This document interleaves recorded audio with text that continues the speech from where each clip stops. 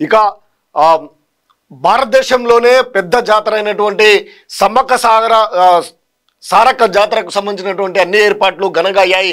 మేడారానికి రక్షా తోరణం ఘనంగా మండమరిగే పండగ నేటి నుంచి మరింత పెరగనున్న భక్తుల రద్దీ ఇక ఈ రోజు నుంచి భారీగా పెరిగే అవకాశం ఉంది.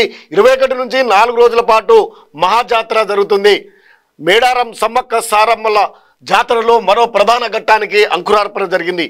మండమెలిగే పండగ బుధవారం ఘనంగా జరిగింది. మండమెలిగే పండగలో భాగంగా మన దేవతలు ఒడ్డెలు మేడారం గ్రామానికి రక్షా తోరణాలు కట్టారు. మేడారంలోని సమ్మక్క కన్నెతల్లికి సారలమ్మ ఏటూరు నాగారం మండలంలోని గోవిందరాజుల కొత్తగూడెం మండలం పూసుకుండ్లలోని పగిడి గిద్దరాజు పూజల మందిరంలో ఆదివాసీ సాంప్రదాయ పద్ధతిలో ఈ వేడుకలు నిర్వహించారు. సమ్మక్క కన్నెతల్లిలోని సారలమ్మ దేవాలయాలను పూజారులు కుటుంబ సభ్యులు శుద్ధ చేసి అలుకు పూతలు మామిడి తోరణాలతో అలంకరించారు.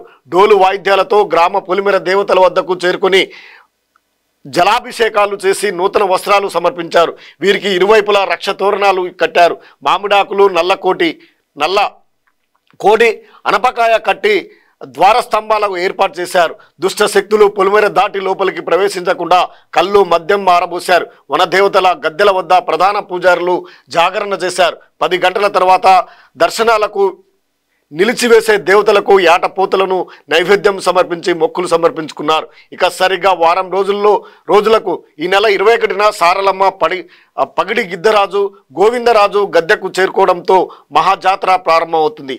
22న సమ్మక్క గద్దెకు రావడంతో మహాఘట్టం ఆవిష్కృతం అవుతుంది. 23న మొక్కుల సమర్పణ, 24న దేవతలను వనప్రవేశం చేయించడంతో జాతర ముగుస్తుంది.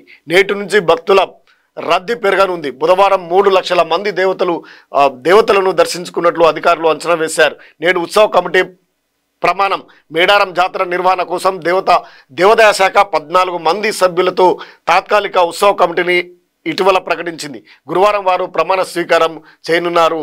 ఎంతో మహోత్తరమైనటువంటి జాతర మేడారం జాతరకు భక్తులు ఇప్పటికే తండోపతండాలుగా వచ్చారు. కీలకమైనటువంటి ఘట్టమైనటువంటి మండమలిగే పండగకు అంకురార్పణ జరిగింది. 21 నుంచి జరుగుతున్నటువంటి 4 రోజుల పాటు జరగనున్నటువంటి ఈ మహాజాతరకు భారీ సంఖ్యలో దేశ విదేశాల నుంచి భారీ సంఖ్యలో ఆదివాసులు ఇతర అనేక మంది సామాజిక వర్గాలకు సంబంధించినటువంటి వారంతా కూడా భక్తులు అక్కడికి చేరుకొని తమ మొక్కులను తీర్చుకోవడానికి అన్ని ఏర్పాట్లు కూడా ప్రభుత్వము నిర్వహిస్తుందని చెప్పొచ్చు.